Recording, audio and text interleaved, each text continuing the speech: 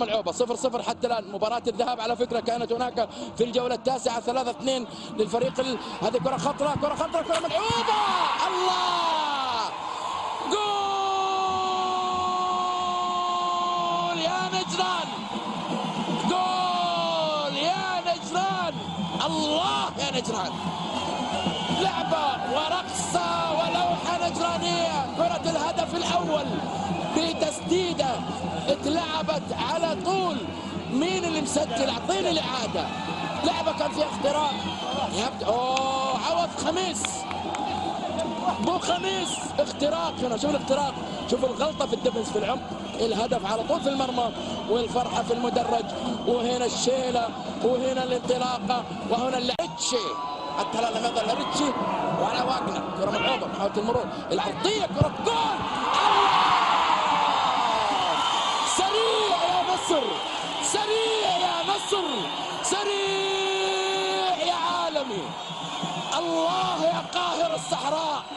يرتفع العلم النصراوي بكرة الهدف من بوكش يا نصر. بكرة كان ممكن أحلى منها ما فيش. شوف الإعادة والعرض البطيء. اللعبة هنا والعرضية أتت سريعة من طلال واللمسة من بوكش اتلعبت بشكل رائع جدا على المرمى. السحلاوي، كرة فيها خطورة تتمرر تتحرك. الله بركبة.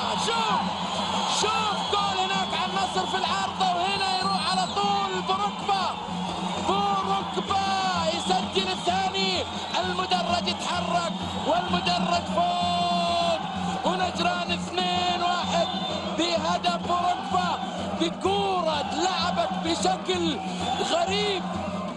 غريب. الله يا مدرج نجران، اعطيني المدرج وخذ الصوت. 2-1 صوت ومدرج وايادي وكفوف وحناجر واهداف. و2-1 من بركبة في الدقيقة 30 يضع الهدف بالعرض البطيء من كورة لما عدى من عبد المحسن.